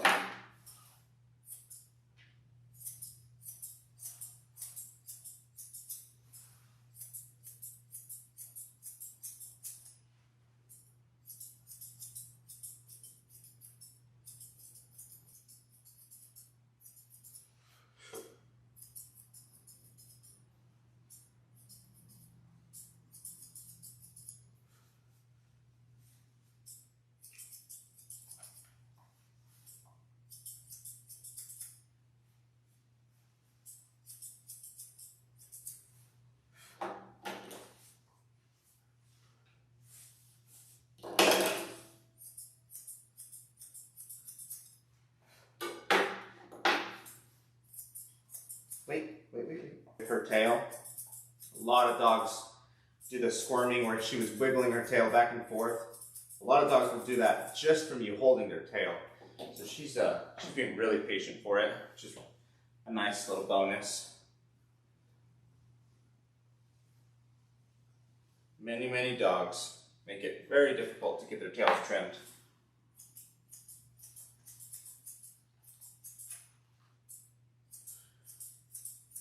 One tip, never lift a dog by their tail. If she was trying to sit her butt down and not let me trim it like with that type of resistance, you have to drop the tail, pick their body up, or hold one hand under their hips in order to hold them up by their tail. You can cause spine injuries, tail injuries, and you never know what injuries the dogs might already have, and if you do that, you can exacerbate. Just a little bit can exacerbate a spine injury or a hip injury or something with the tail, and cause all sorts of different problems. So just never lift a dog by their tail. And some people might argue, well, there's breeds that were bred to be held by their tail. And even those breeds, there's some of the ratting breeds out of a hole from their tail, not to have lifted up like this. That motion, no dog was ever bred to be able to do that. They were bred to be able to be pulled out of a hole straight backwards. So it's still different. But you don't know if those dogs already have spine injuries or tail injuries. And if they do, you can make it worse. And you can force them into a position where they need surgery, and then it's your fault. And I think you should be on the line if you cause an injury like that.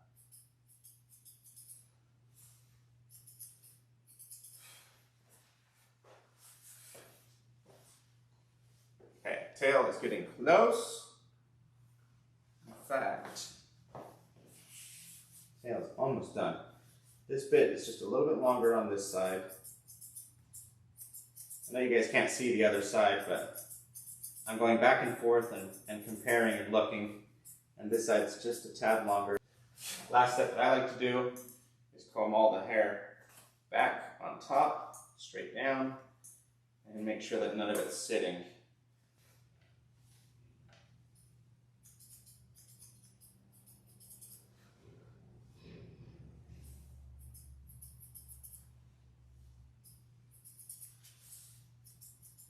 Okay, tail's done. Now let's do her ears. Comb it all down. And just do a double check. What I normally do on the ears.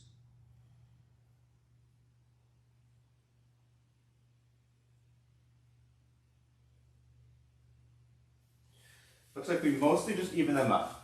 We don't want too much length off of the ears. They're kind of thin and sparse, so we're just gonna make sure that they all look even. And these front hairs are a little bit longer, so we'll trim them up a little.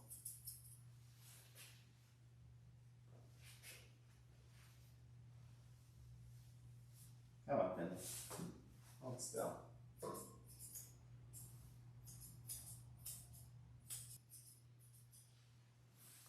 Just lightly trim down into that same shape. Now, you need to determine if this is all ear hair or if it should be trimmed, but I think it is definitely all part of the ear, so I'll just leave all that. Okay, get her other ear.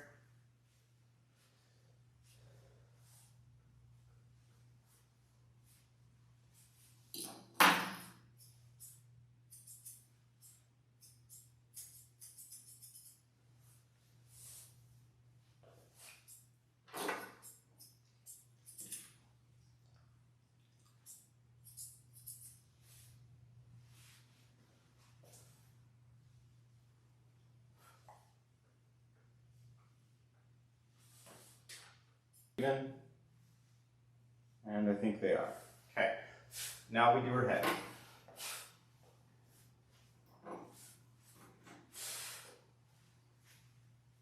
Start at the back of her head, comb all the hair back. We're going to blend it into this line.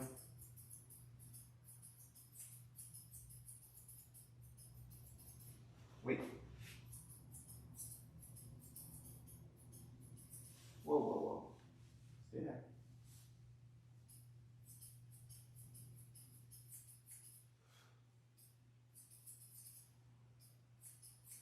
Hang on, hang on. Made a little hole and she bumped her head up. So now I have to blend that in.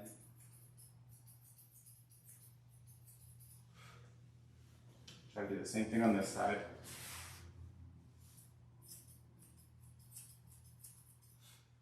Stay. Okay. Now I'm going to begin picking the head up and see what hairs.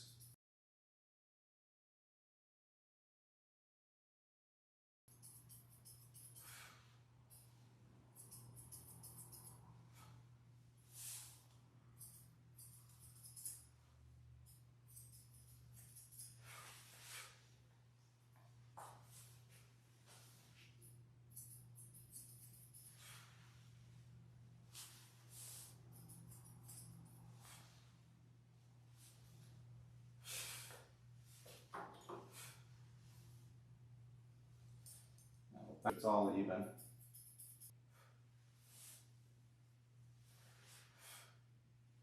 Okay, the back and the top look pretty good. Now I'm going to come up to in front of the eyes.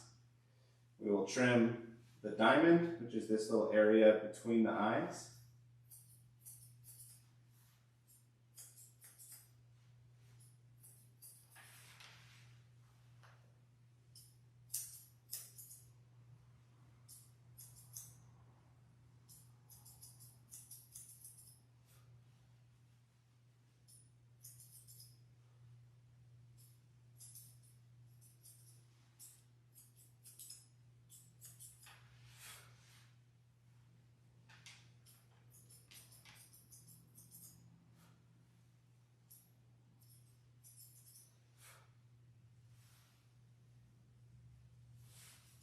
The goal is to not take this too short. There's a couple spots right here that are a little shorter than I'd like.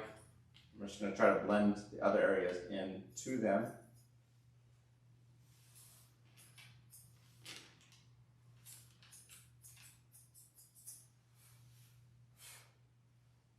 Okay.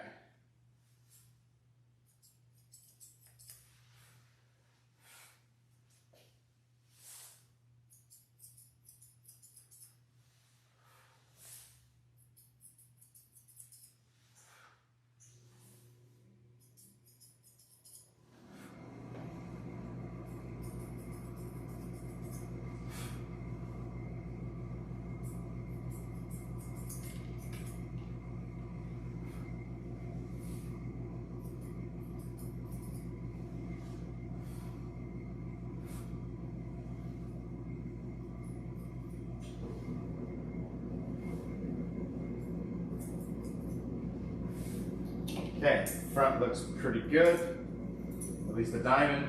Now we'll comb everything forward and start blending up and rounding to the top of the head.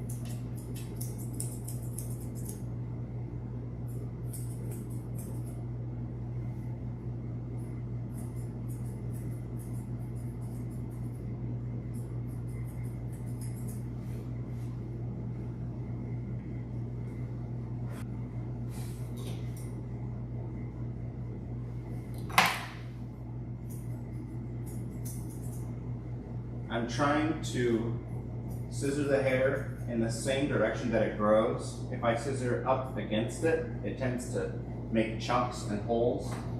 It tends to push the hair up as it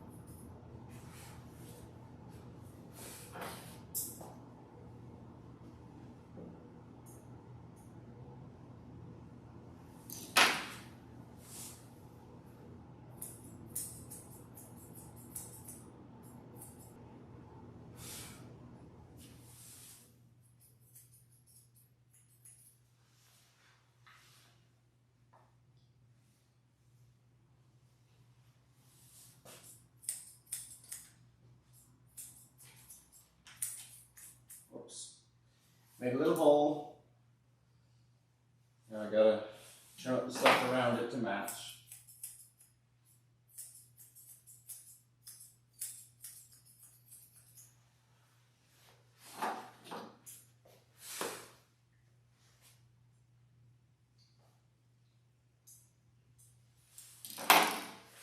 Wait, right. Close.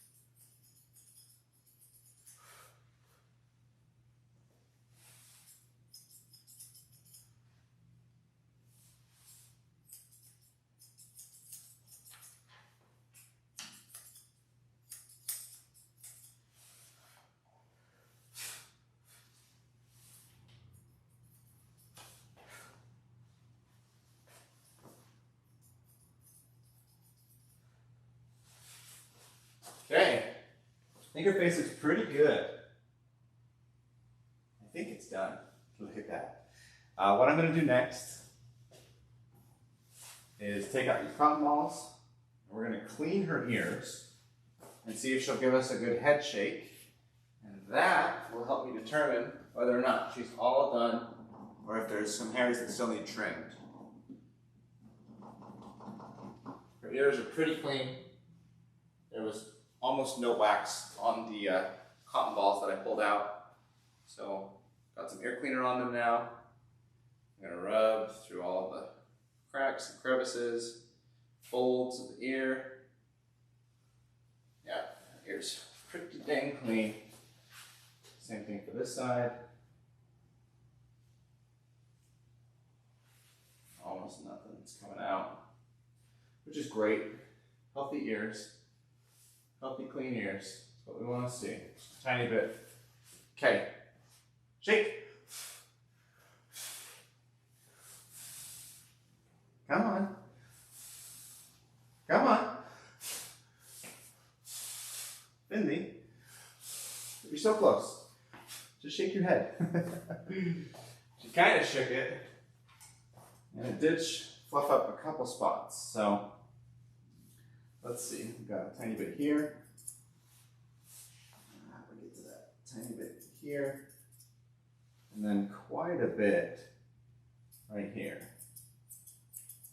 That would have been a big miss. Had I not caught that spot, I would have been very upset with myself next time around, because there would have been a very funky looking teddy bear when it came back in.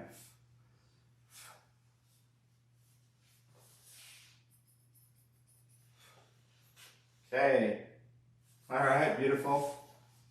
You're all done.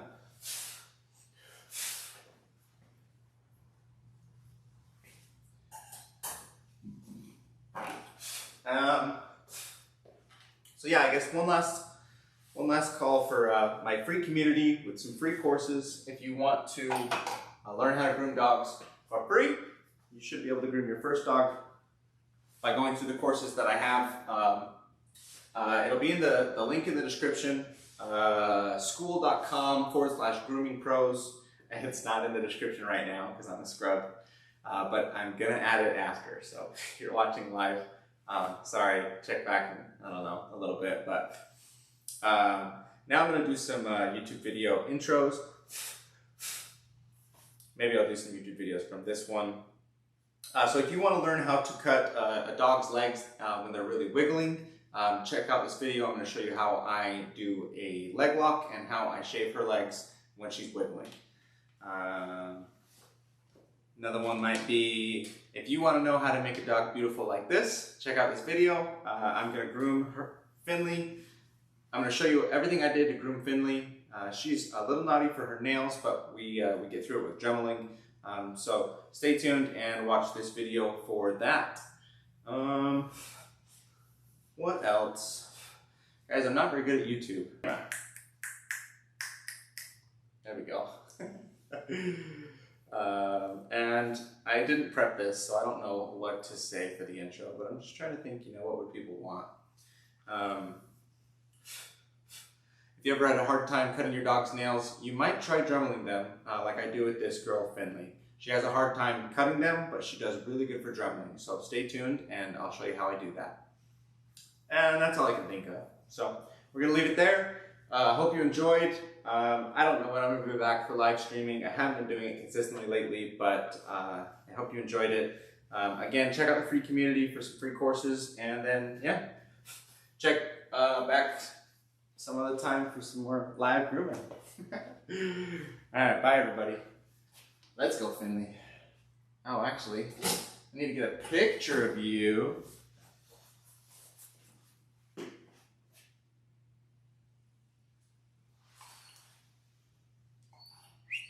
Finley.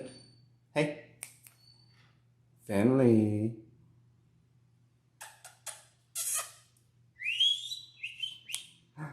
What's this? Oh my gosh, you're cute. Such beautiful eyes. Alright, let's go. We're all done. Yeah, all done.